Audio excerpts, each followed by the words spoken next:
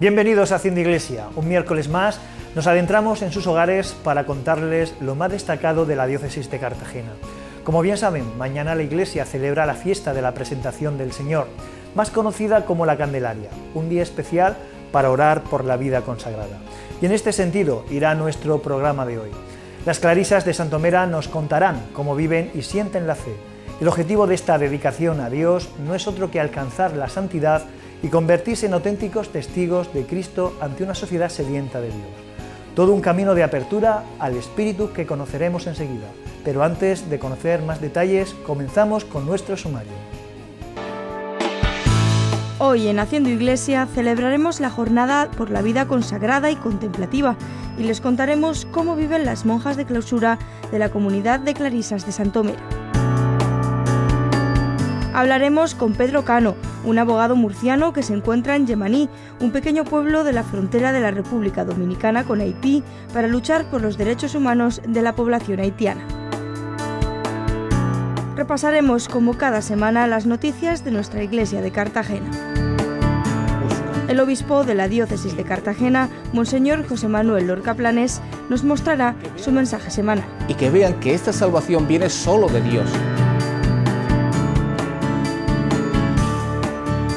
Después de la Navidad, la Iglesia revive el misterio de la presentación de Jesús en el templo, una festividad en la que se celebra la consagración de Cristo, de María y de todos los que siguen a Jesús por amor al reino de Dios.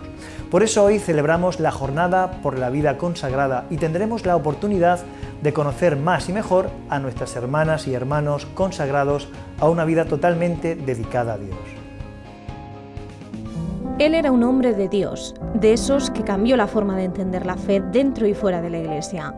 Lo hizo entre los laicos, pero también entre los religiosos. El beato Juan Pablo II fue el impulsor de la Jornada por la Vida Consagrada, un día dedicado a todas esas personas que viven por y para los demás. La Iglesia lo entiende como un día de acción de gracias y un día de oración y de súplica.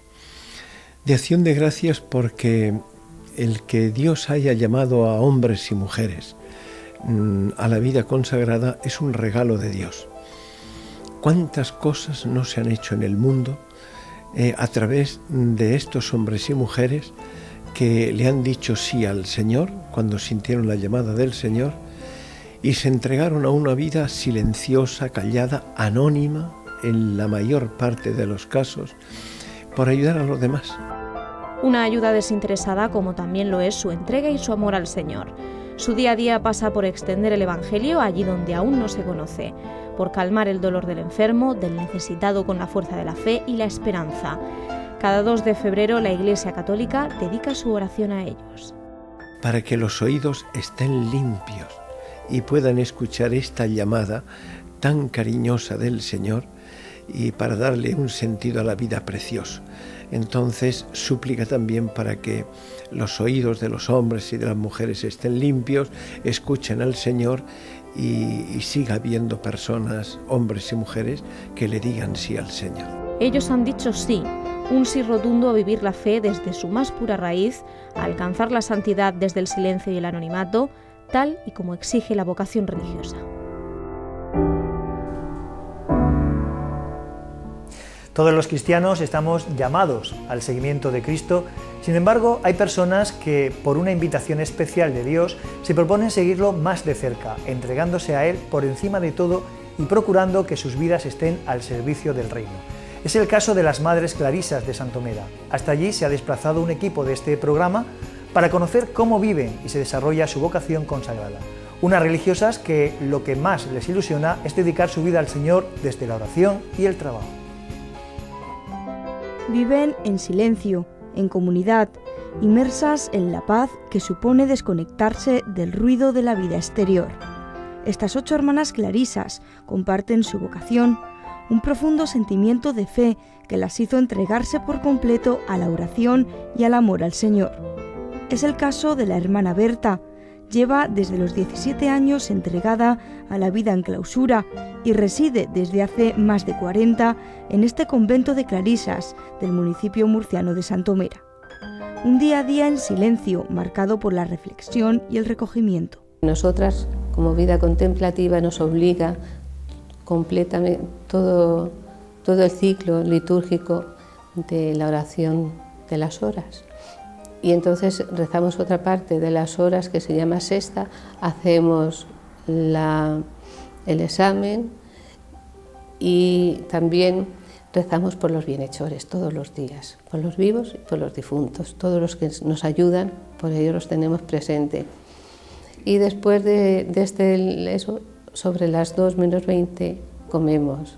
Vamos a comer al refectorio y vamos rezando desde parte del coro o la sala, si se ha rezado en la sala, pues siempre por la santificación de los sacerdotes y el aumento de vocaciones.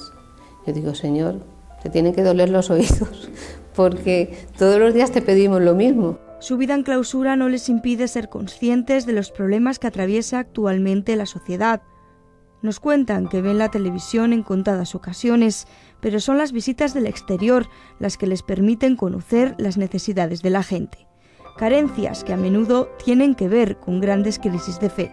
Los medios de comunicación, sin embargo, sí les permitieron seguir con atención la catástrofe que hace unos meses afectó a sus hermanas clarisas en la ciudad de Lorca. Hasta allí se desplazaron en alguna ocasión para llevar el ánimo y el consuelo que en ese momento necesitaban. Y estuvimos, entonces nos trajimos a 4 hermanas enfermas, las mayores y enfermas. Y han estado pues 3 meses o 4 meses han estado. Y ya cuando ellas han tenido acoplado todo aquello, pues ya me dijo la madre, mira, no las vamos a traer, porque también ellas se sentían pocas, había 6 entonces, y las 4 que había aquí, entonces ya se las llevaron. Pero estuvimos muy contentas con ellas y ellas con nosotras, gracias a Dios, como era la misma comunidad, costumbres y todas son, decían ellas, pero no parece que estamos fuera de nuestra comunidad. Y además hermanas que eran todas mayores, por supuesto. Desde entonces rezan a diario para que el sufrimiento del pueblo de Lorca dé paso a la esperanza. Oración para que el amor de Cristo llegue a los corazones de una sociedad superficial y egoísta en la que, dicen estas hermanas, en ocasiones se sienten incomprendidas, pero no pierden la esperanza porque algún día su pilar fundamental de vida llegue a los demás. No echamos en falta la vida que hemos dejado. Hemos sido personas normales, como hoy los jóvenes, pero cuando el Señor toca el corazón, todo es fácil por la fuerza que Él te da a renunciar a tantas cosas que no las echas de menos. Entonces, pues eres feliz, intentas hacer feliz, que a lo mejor es lo difícil, que la gente se cree que porque estemos encerradas ya somos personas que no nos hemos realizado. Al contrario, el que te realiza es el Señor. Por muchas ciencias humanas que puedas saber, si no tienes al Señor, diría lo de San Pablo, de nada te sirve nada. Solo el Señor es el que nos da pues el don de la alegría, el don de la fraternidad, el don de querer al mundo cada día más. Felicidad que dicen se siente cuando el Señor te cautiva y que se hará patente durante este año. En 2012, la Orden de Santa Clara celebra el 8º centenario de su fundación. La Orden de las Clarisas nace del testimonio de San Francisco de Asís y Santa Clara de Asís. Fueron 2 santos que vivieron como Jesús, haciendo el bien y curando a los enfermos. Es el mensaje que esta semana el obispo José Manuel Lorca Planes también nos recuerda a través del personaje de la suegra de Pedro. Todo un signo que muestra una humanidad con fiebre y una iglesia que comienza a servir como Jesús, con la oración, la palabra y el servicio. Le escuchamos. Muy buenas, amigos. Es impresionante la imagen de Jesús presentada en el Evangelio de este domingo. Él es el centro, y un centro bienhechor, tal como nos lo recordaba Pedro en la predicación apostólica. Jesús es el que pasó haciendo el bien. Se destacan 3 centros de atención en el texto del Evangelio de hoy. Por un lado, los signos. Por otro, la oración. Y, en tercer lugar, la predicación de Jesús. En cuanto a los signos que hacía el Señor, tiene una especial consideración los milagros. sean de sanación o de otra índole. Dentro de la sencillez, actúa con autoridad, mediante un gesto, mediante un signo, con su sola palabra o en silencio, pero el resultado es que Jesús cura, sana y libera a veces de las esclavitudes que tiene la persona que ha ido en su busca. El interés del Señor es que todos conozcan al Padre, que vean la salvación y que vean que esta salvación viene solo de Dios. No es extraño que todos quieran buscarle. ¿Por qué no se busca hoy al Señor con la misma necesidad que aquellos hombres? Hay una respuesta: la falta de fe. La falta de fe, sin duda. Jesús está con nosotros, es el mismo ayer que hoy, está entre nosotros y está hoy con nosotros, con la misma voluntad, con el mismo poder, con la misma bondad y con el mismo amor que anduvo por la tierra del Señor. Me pregunto si lo tenemos tan cerca del corazón, si lo sentimos cerca de nosotros. Entonces, es que necesitas hacer un ejercicio. Sí, necesitas hacer el ejercicio de la oración, de la comunicación con Él, de ponerte a escuchar a Dios, hasta poder decir, como el beato Carlos de Foucauld: Padre, me pongo en tus manos, haz de mí lo que quieras, sea lo que sea, te doy las gracias, te confío mi alma, te la doy con todo el amor que soy capaz, porque te amo y necesito darme, ponerme en tus manos sin medida, con una infinita confianza, porque tú eres mi Padre. Entonces, si oramos así y entendemos a Dios tan cerca de nosotros, no necesitarás que nadie te recuerde lo que has de predicar, porque tendrás necesidad de hablar de Dios. Jesús, que curó a tantos enfermos, puede hoy también curar nuestras cegueras, nuestras enfermedades, por muy duras que sean, nuestras lepras. El Señor nos tiende la mano y nos dice: cuento contigo. ¡Feliz domingo!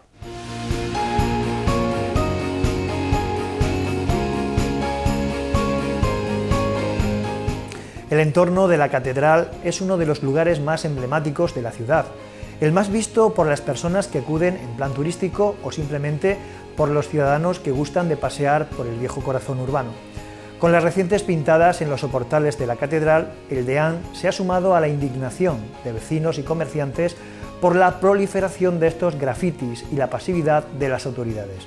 Esta es una de las noticias que les adelantamos en nuestra sección Semana en la Diócesis.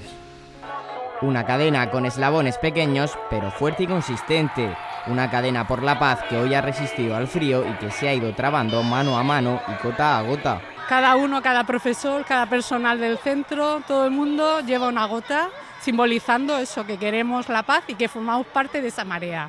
Es la manera que han elegido los estudiantes de Jesús María para escenificar su mensaje de paz. Pero ¿tienen claro qué es la paz y cómo hay que trabajar para conseguirla? Si todos ponemos nuestra gota, todos podríamos hacer un mar de paz. Sin guerra, perdonándose, tratándonos como hermanos, sin pelea, dialogando con las personas en vez de hacer guerra. Parece que lo tienen más o menos claro, y esto es responsabilidad de padres y educadores. El DNIP, más conocido como el Día de la No Violencia y la Paz, surgió a iniciativa de un profesor español, Lorenzo Vidal, preocupado en educar en la tolerancia, la solidaridad, el respeto a los derechos humanos y la no violencia a sus alumnos.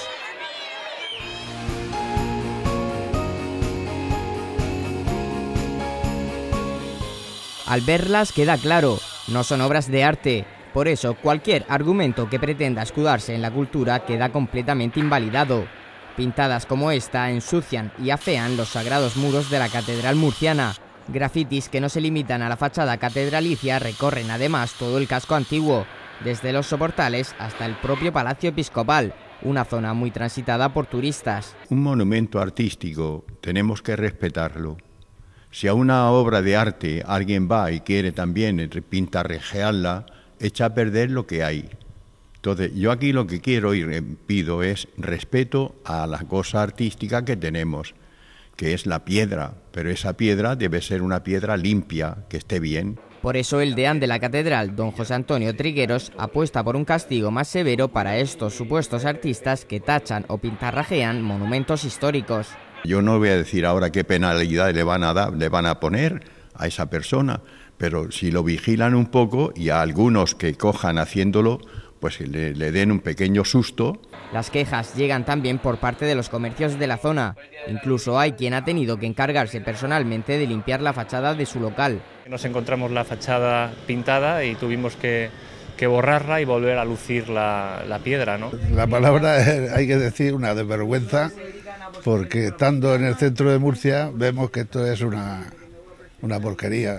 La solución parece tenerla el Ayuntamiento de Murcia, que ya ha anunciado al Cabildo de la Catedral que limpiarán todas las pintadas del casco urbano de la capital, aunque de momento no hay fecha establecida.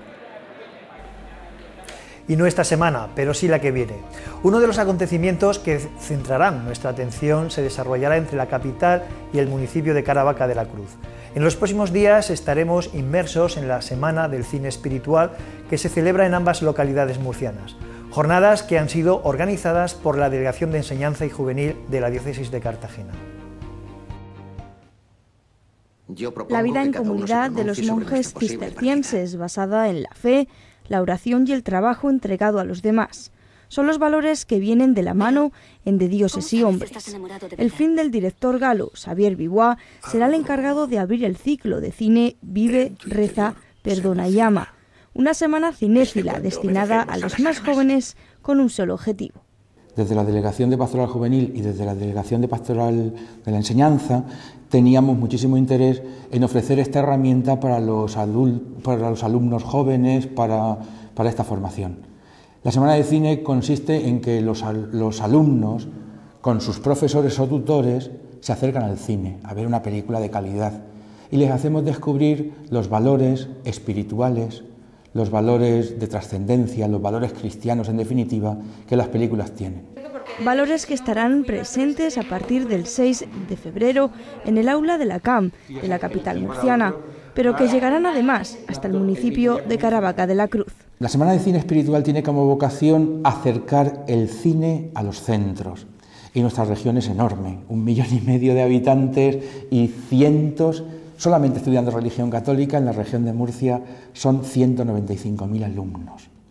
Entonces lo que tenemos es, de alguna manera, como carácter pionero, la ciudad de Murcia, la zona más poblada.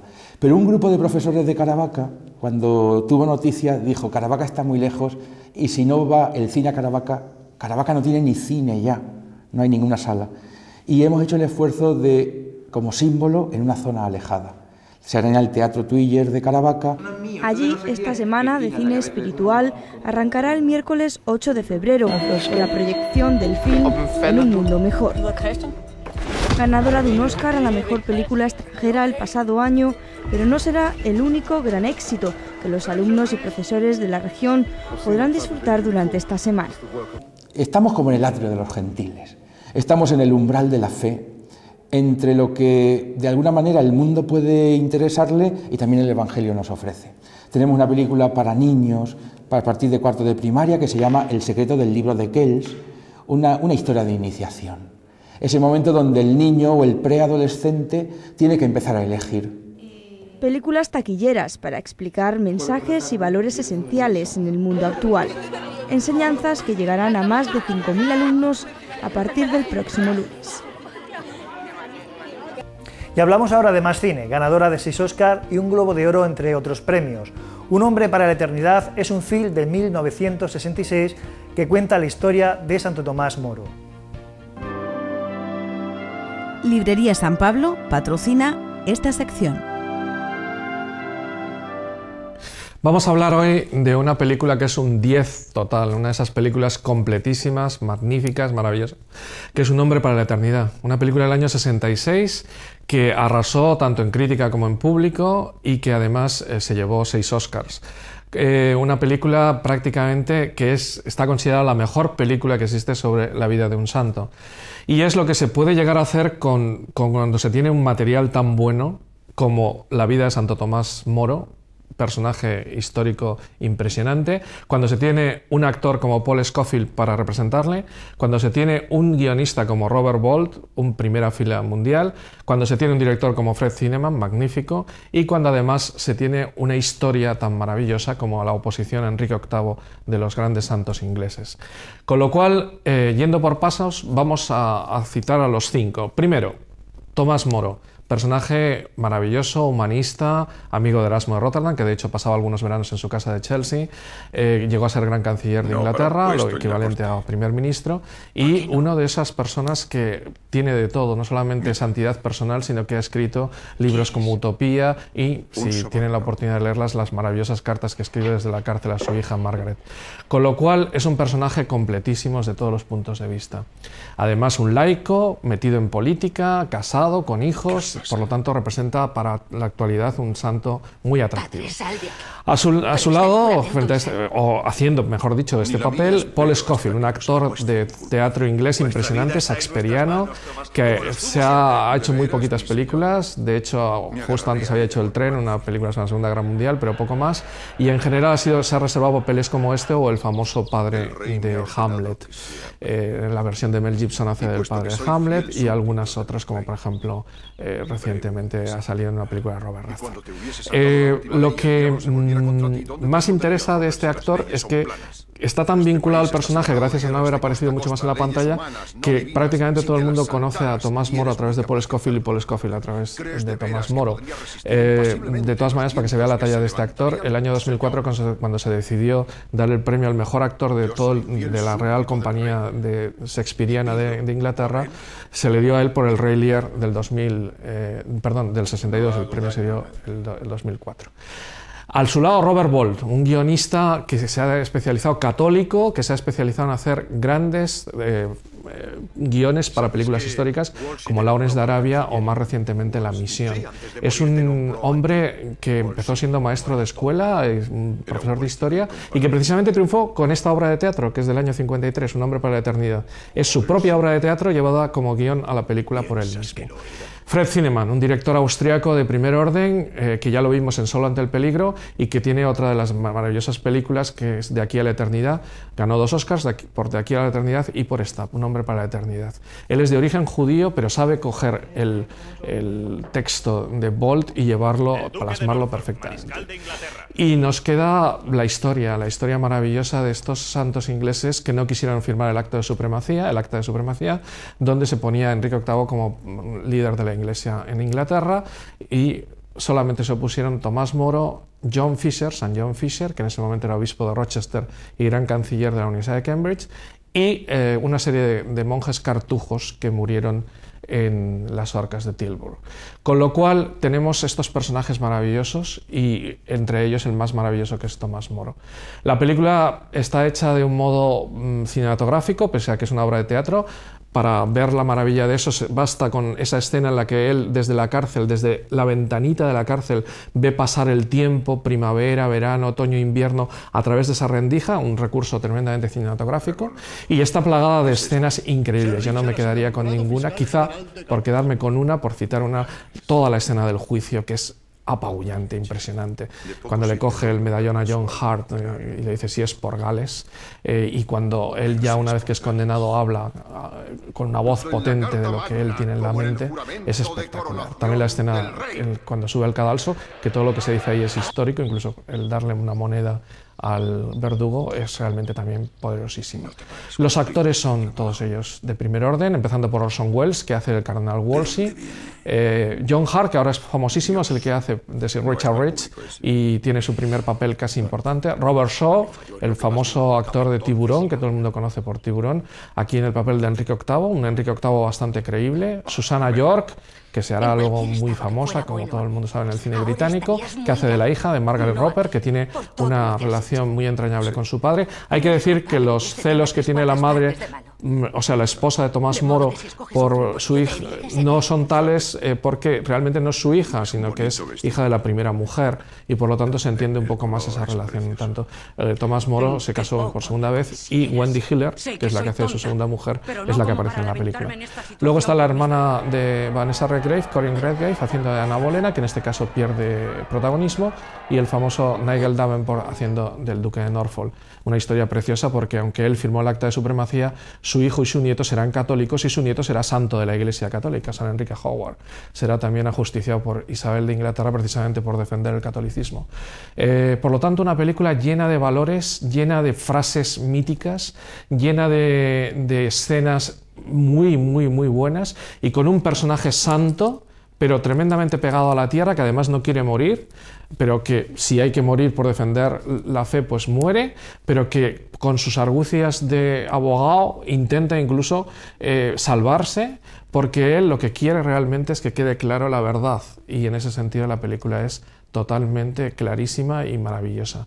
La historia llevada al cine suele ser algo habitualmente mal hecho, en este caso está perfectamente hecho. Yo solía poner siempre esta película a mis alumnos de Historia Moderna porque refleja como casi ninguna lo que es el periodo de Enrique VIII y lo que es el periodo de este hombre para la eternidad. For all seasons, como dice en inglés, para todos los tiempos, un modelo a seguir y una verdadera película de primera magnitud. Yo creo que es esas películas, lo empezaba diciéndolo, que se merecen un 10 en todos los aspectos. No digamos nada, la dirección artística impresionante. Pues que espero que la aprovechen y que si la pueden ver cualquier día le saquen el jugo, porque es una película llena de posibilidades. Librería San Pablo patrocina esta sección. Nos vamos unos instantes a publicidad. Volvemos enseguida con muchas más historias, entre ellas la de Pedro Cano, un murciano que ha puesto rumbo a Haití para hacer justicia. Le conocemos a la vuelta. Hasta ahora.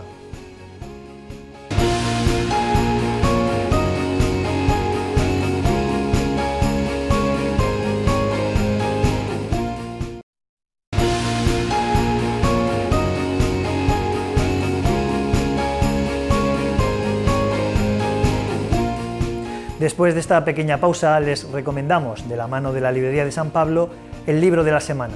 Se trata de la biografía que nos acerca al apóstol de Andalucía, San Juan de Ávila, patrono del clero español, sabio director espiritual y predicador incansable. En sus obras repetía continuamente que solo se puede hablar de Dios si antes se ha hablado con Él. Una gran figura entre los evangelizadores de la historia de la Iglesia española, a la que espera de ser declarado oficialmente doctor de la Iglesia. Durante su última visita a España, el Papa Benedicto XVI adelantó ante los seminaristas españoles en la Catedral de la Almudena que muy pronto nombraría a San Juan de Ávila, el patrono del clero español, como doctor de la Iglesia universal.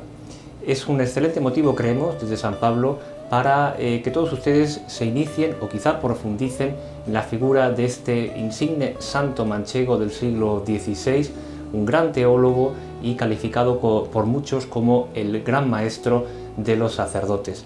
En ese sentido queremos proponerles dos artículos, un DVD y un libro. El DVD se titula San Juan de Ávila, el hombre que lleva a las personas a Dios, dirigida por María Encarna González y que está editada por la Conferencia Episcopal Española. Es un documental de aproximadamente 40 minutos en el que aparecen diferentes personalidades como Monseñor Carlos Amigo o el actual arzobispo de Sevilla, Juan José Asenjo, y que hablan de diferentes aspectos de la vida de este santo que hablaba de Dios con palabras de Dios. Y el segundo artículo que queremos proponerle, el libro, se trata de Juan de Ávila, un apóstol en camino, escrito por el sacerdote Juan Rubio Fernández y publicado por San Pablo. Juan Rubio Fernández, que muchos de ustedes les sonará porque es el actual director de la revista Vida Nueva. Y en estas páginas Fernández disecciona de una manera magistral diferentes aspectos de la vida del santo nacido en Almodóvar del Campo, como por ejemplo pues, sus años de formación y de conversión en Salamanca, con sus años de apostolado en Sevilla, en Córdoba o en Granada, y que le valieron el apodo de el apóstol de Andalucía. Nuestro siguiente protagonista se llama Pedro Cano, un joven licenciado en Derecho que ha decidido cambiar las leyes civiles por la ley de la solidaridad. Hoy tiene claro que quiere dedicar su vida a los demás fuera de nuestras fronteras, concretamente en Haití. Desde una edad temprana sintió el deseo de ser misionero. Trató de ocultarlo, pero la llamada de Dios a la misión superó todas sus expectativas. Para él, ser misionero significa estar comprometido con Jesús para difundir su palabra y ayudar a aquellas personas que han sido olvidadas por una sociedad egoísta. La idea nace de un sueño que siempre tuve, y era que cuando escuché los primeros testimonios de misioneros amigos, como puede ser Manolo Matriaín, sacerdote en Beniel, ahora en Águila, y de otros misioneros, es decir, pues entendí que yo también quería realizar esa experiencia, que yo también sentía esa llamada. Aquellos que somos cristianos de a pie, es decir, idealistas, soñadores, comprometidos, pues siempre tenemos ese sueño de intentar construir un mundo un poco más justo, y de ahí nace esa ilusión de salir de misión, y en este caso concreto en el país, en la frontera entre la República Dominicana y Haití, para un proyecto de salvaguarda de los derechos humanos. Y la preparación ha sido ir a Madrid durante 4 meses, hacer un curso intensivo, en el cual nos hemos formado un poco en la realidad social, política, económica, religiosa de los países a los que vamos a salir, y luego también a qué realidad nos vamos a encontrar, con lo cual hemos tenido ahí una formación psicológica, hemos tenido también una formación en plano de materias que luego allí tendremos que incidir y que trabajar. Pues sé que vamos a Haití, que después de que se fueran las cámaras tras el terremoto están muy necesitados. En los últimos telediarios hemos podido ver que solamente llevan recibida el 43% de las ayudas que se le prometieron a Haití. Vamos a una realidad donde hay una discriminación, un problema de xenofobia, de racismo por parte de la población dominicana hacia el haitiano. El haitiano está considerado como un escalón totalmente inferior, y en esa realidad en la que vamos a trabajar, es decir, vamos a hacer un proyecto de salvaguarda de derechos humanos, a luchar por los derechos de los trabajadores haitianos que van como braceros a cortar la caña de azúcar a la República Dominicana, promoción social, es decir, vamos a estar con la gente acompañando procesos de cambio e intentando, pues, en la medida de las posibilidades, cambiar un poquitín su realidad, o por lo menos intentarlo. El tema de las misiones pasa como casi todo en la vida, es decir, al final, es decir, en una sociedad individualista, el tema de las misiones, dejarlo todo por salir a ayudar a los demás o a acompañar procesos de cambio en otros países diferentes a los tuyos, cuesta. Es decir, las vocaciones también son muy pocas en temas religiosos, el sacerdocio baja las vocaciones, al final todo lo que sea servicio hacia los demás y un servicio no interesado, no remunerado, es decir, donde el dinero no esté, eso cuesta bastante de que la gente salga de esa comodidad, porque al final, es decir, a la gente se termina acomodando, se termina un poco aburguesando, se termina viviendo en ese mundo cómodo que cada uno se construye, con más o con menos. Entonces, pues la verdad es que el tema de los misioneros, nosotros cuando estábamos en Madrid, sí que se ha notado que el curso ha bajado bastante en gente que decide dar este paso. Ha subido también la media de edad y ha bajado también el número de gente. Como cristiano comprometido, es decir, y como persona de parroquia y de la diócesis de Cartagena que he sido siempre, es decir, donde vaya, no solamente das testimonio a través de la palabra, sino también con tu hecho. Entonces, es decir, uno no puede desprenderse de lo que es decir, de lo que ha tenido y te ha llamado desde pequeño. Es decir, como cristiano comprometido, es decir, creo que este mundo está roto por las desigualdades y por la injusticia, y en ese sentido, es decir, a la luz del Evangelio es a lo que vamos a hacer ese proyecto de salvaguarda, es decir, vivir el Evangelio desde la radicalidad que lo predicaba Jesús, es decir, deja tu casa, deja tu familia, deja tu trabajo y ve a anunciar la buena nueva. La buena nueva se puede anunciar de dos maneras, una a través de la palabra y otra a través del testimonio. Este proyecto en concreto es mucho más testimonial, aunque no se pueden disociar ni separar las dos realidades, es decir, el que cree y es cristiano no puede dejar de serlo en un proyecto que vaya. Al final, creo que en ese sentido, es decir, hay que mimar a la gente, hay que sacar lo mejor de ellos, que luchen, es decir, que sean fuertes, darse cuenta que ante las adversidades el ser humano tiene una capacidad inmensa para sobreponerse y para tirar hacia adelante. Es decir, nos pasan muchas cosas malas en la vida, Y bueno, Haití está viviendo una catástrofe inmensa, es decir, no hay palabras de consuelo, no hay fórmulas mágicas para quitar el dolor que uno siente ante la pérdida de un ser querido, y mucho más la de unos padres. Pero sí que es cierto decir que hay que intentar acompañar, a veces no hablar o no decir muchas palabras, porque no hay palabras que borren el sufrimiento ni borren el dolor, sino estar ahí y coger e intentar construir un futuro mejor para ellos y para todos al final. La fe es algo que vas viviendo personal y comunitariamente y la vas madurando con el transcurso del tiempo. Al final, es decir, el compromiso no surge que una noche te levantes y digas, joder, ahora voy a ser un cristiano comprometido, sino que ya desde siempre estás inserto en la sociedad, y lo que realmente, es decir, los valores del Evangelio, esa construcción del reino, comienza aquí, y comienza desde que empiezas a admirar la figura de Jesús, a acercarte realmente al Evangelio, a las Escrituras, a ese Jesús, es decir, que dio su vida por nosotros, ese Jesús que predicó la bienaventuranza en el Sermón de la Montaña, ese Jesús, es decir, que nos lleva o que nos dice que estemos insertos en la sociedad para ser transformadores de la sociedad. Y esa es la parte que he vivido desde que con 12 años empecé los grupos de animación y hasta hoy, que ese sueño que era la misión, que desde los 17, 18 años ya empezó a cobrar fuerza o a tener sentido en mí, es decir, pues se materializa ahora. Muchas veces ese sentimiento, esa llamada, es decir, intentas ocultarlo, intentas pues meterte en Cruz Roja, en Cáritas, en otras asociaciones, para realizar una labor bonita, interesante y necesaria.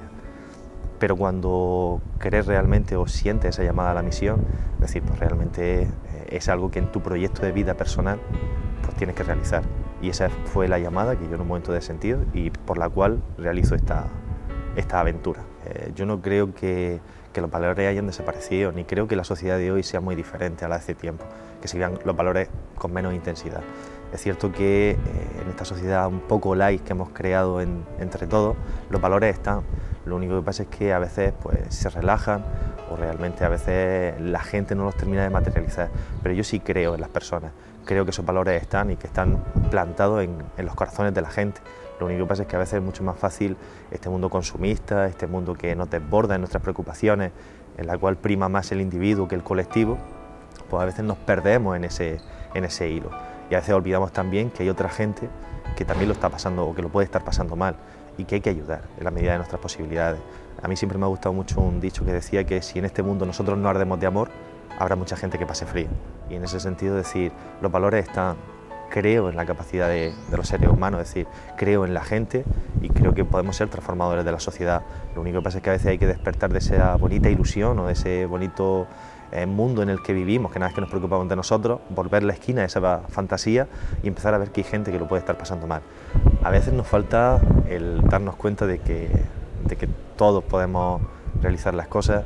Hay mucha gente que no cree que tenga la capacidad o la fuerza, hay mucha gente que cree que cualquier persona que sale de cooperante, de voluntario, de misionero, es decir, pues cree que son personas que están tocadas con una varita especial y que son más fuertes.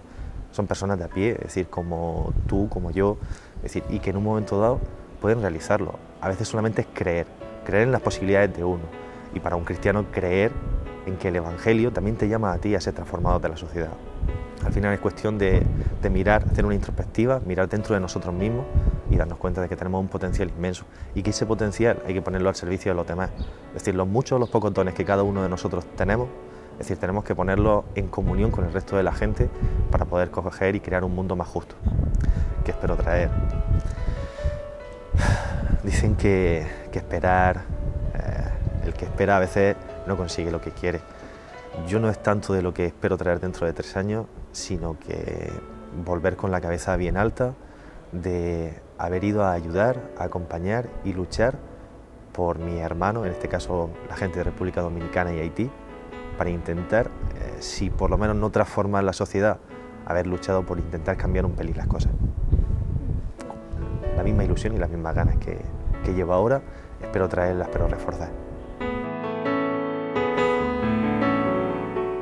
Y con grandes pretensiones desde Haití, nos vamos ahora a un lugar de grandes frutos cristianos.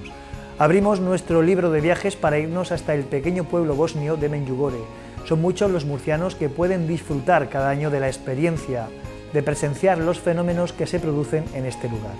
Es el caso de Juan Santiesteban, un peregrino que vivió cómo cambió su vida desde su viaje a Medjugorje.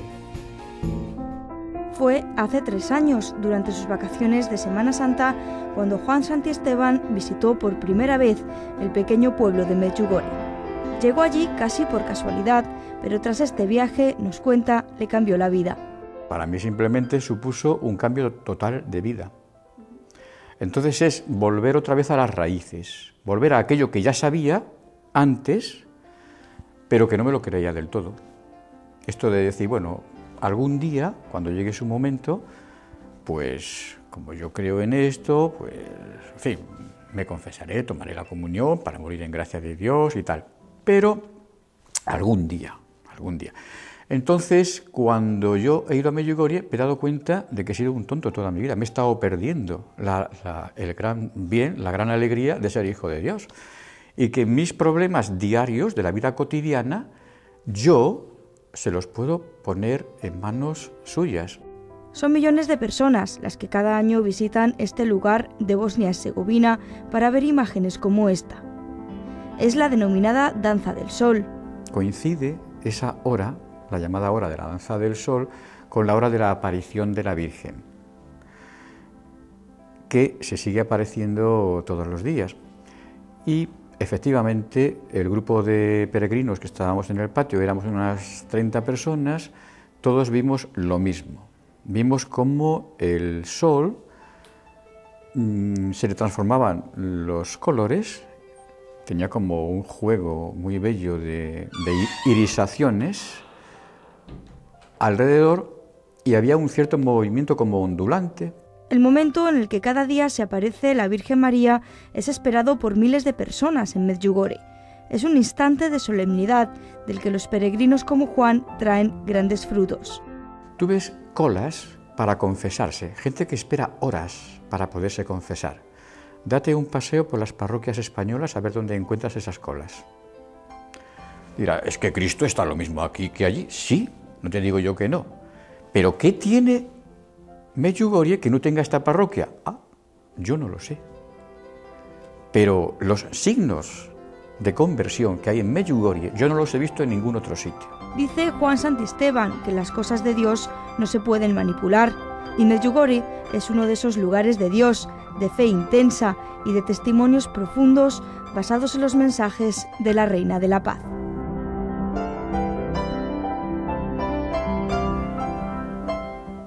Y sin dejar de recorrer el mundo, abrimos ahora nuestra habitual ventana al exterior para conocer las noticias de la Iglesia Universal.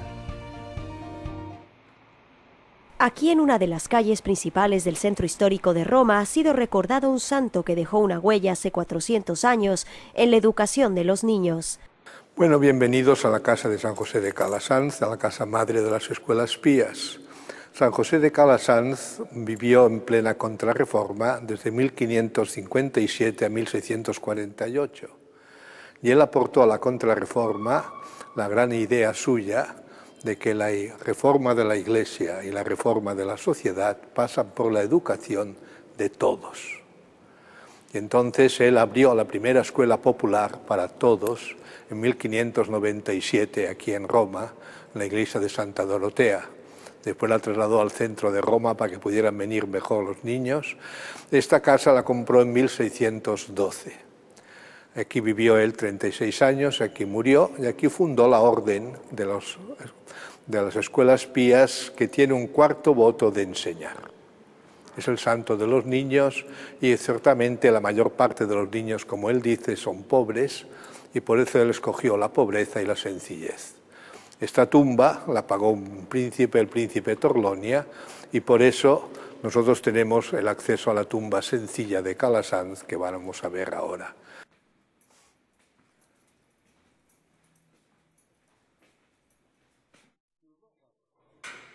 Esta es la tumba sencilla de Calasanz, que nos inspira más su espíritu auténtico, que era de pobreza y de sencillez. Él, para tratar con niños, tenía que ser sencillo. Entonces esta tumba es la tumba suya sencilla.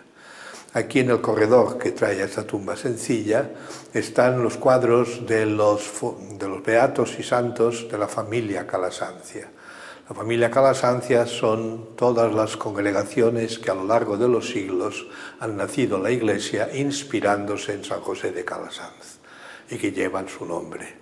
Y por eso no son todos escolapios, sino también hay de otras familias calasancias. Esos están en este corredor. Él habría bajado por estas escaleras para llegar a la capilla en su habitación.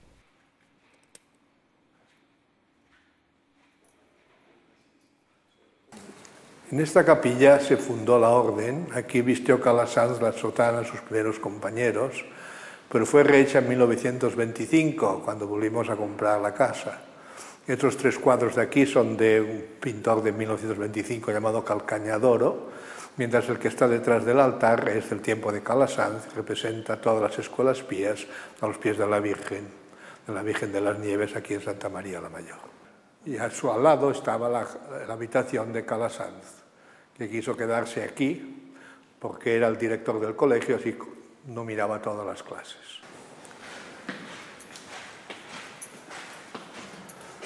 Esta es la habitación de San José de Calasanz, que es un caso único en toda Roma.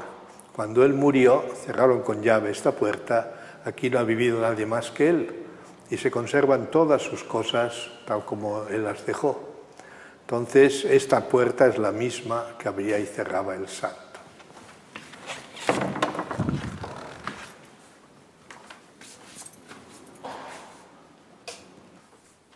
Estos son los muebles que tiene en su habitación. Por la muleta se puede ver lo alto que era a los 90 años. Estos son todos que un anticuario pues disfrutaría porque son de una autenticidad extraordinaria. Bien, había tantos objetos que hubo que ponerse estos otros armarios porque no cabían todos para que se vieran bien en la habitación. Aquí están los objetos que utilizó Calasanz, ¿no? Realmente impresionante la riqueza de objetos.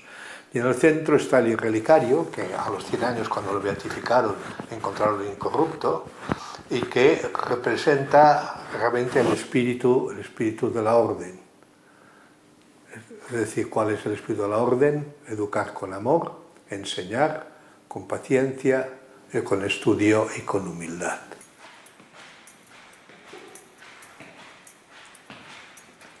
Todo esto existe como testamento de una vida transcurrida para el bien de los niños y la población local en el nombre de Dios.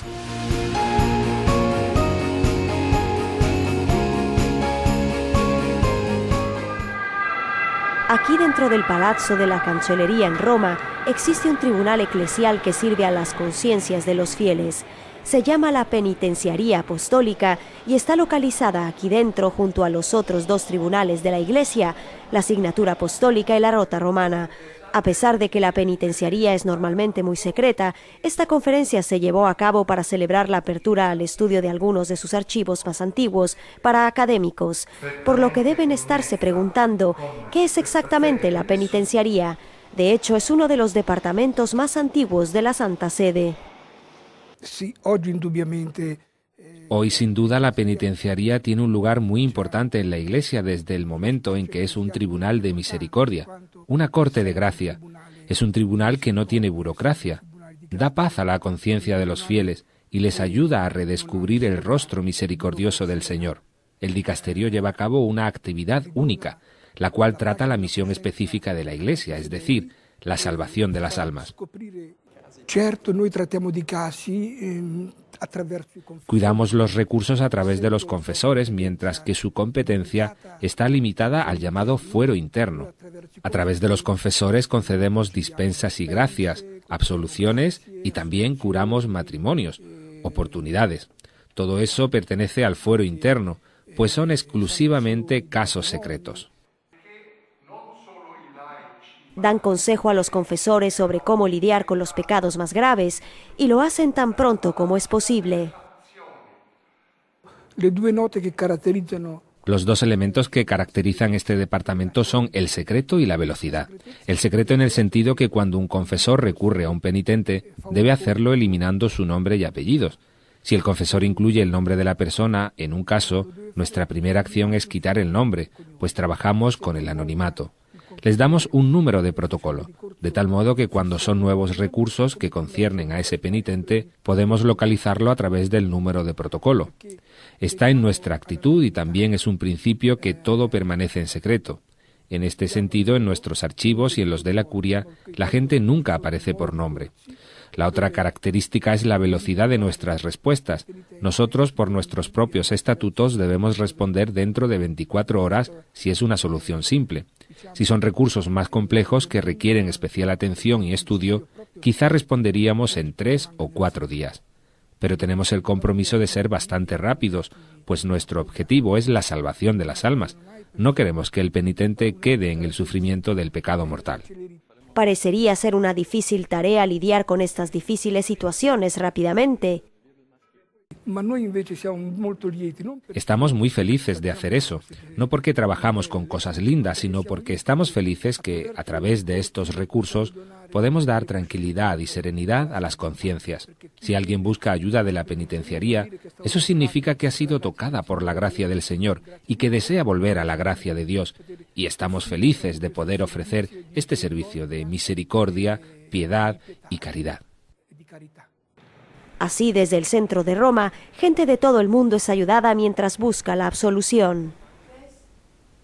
Y llegando ya al final de nuestro programa de hoy, dejamos a un lado las noticias que han ocurrido fuera de nuestras fronteras para centrarnos ahora en nuestro repaso a los eventos que ocuparán la atención los próximos días en la diócesis de Cartagena. Ya saben que tenemos a su disposición nuestro correo electrónico acciondeiglesia@populartvmurcia.com para que nos manden todas las actividades que quieran que publiquemos en nuestra agenda. Mañana jueves 2 de febrero, con motivo de la fiesta de la Presentación del Señor, las familias que han bautizado a sus hijos en este último año, junto con sus padrinos, participarán en la celebración de la Eucaristía, que tendrá lugar a las 7:30 de la tarde en la parroquia de Nuestra Señora del Rosario en Puente Tocinos, donde se realizará un acto de consagración de las familias. También el jueves 2 de febrero a las 5 de la tarde en la parroquia Santa María Magdalena de Ceutí, presentación de los niños a la Virgen. Y el viernes 3 de febrero en esta misma parroquia a las 10 de la mañana, bendición de los rollos de San Blas. El lunes 6 de febrero tendrá lugar otra de las sesiones de la Escuela de Agentes de Pastoral. El tema a tratar es la palabra de Dios y la respuesta moral cristiana. Esta sesión se llevará a cabo por don José Sánchez Fernández, profesor de Teología Moral en el Instituto Teológico de San Fulgencio de Murcia. También el lunes 6 de febrero a las 7 de la tarde tendrá lugar la apertura de la Semana de Cine Espiritual de Murcia. Será en el aula de la CAM y contará con la intervención de Monseñor Pello Sánchez, director del Departamento de Cine del Arzobispado de Barcelona. El miércoles 8 de febrero a las 6:30 de la tarde se llevará a cabo la apertura de estos ciclos de cine en el Teatro Trüller de Caravaca de la Cruz. Y el jueves, día 9, y el viernes 10 de febrero acogeremos en nuestra diócesis a los hermanos Cristian y Michael de Tessé. En Murcia el encuentro será el jueves 9 de febrero en la parroquia de San Benito a las 7:30 de la tarde y a las 9 de la noche será la oración. En Cartagena será el viernes 10 de febrero en la parroquia de San Fulgencio. A las 7:30 de la tarde será el encuentro con los hermanos y a las 9 de la noche la oración.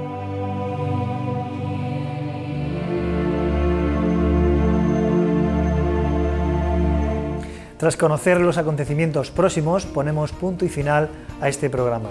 Pero no se preocupen porque volveremos la semana que viene con muchas más historias. Ahí les quiero ver, delante de su televisor, para acompañarnos en otra edición de Acción de Iglesia. También pueden seguir informados en El Espejo de la Iglesia, presentado por nuestros compañeros Cristina Abad y Antonio Castaño, que esta semana dedicarán a la vida consagrada y en el que contarán con el testimonio de un religioso. Por nuestra parte, nada más. Nos despedimos. La próxima semana volveremos con más información. Gracias por estar ahí. Buenas noches y hasta el miércoles.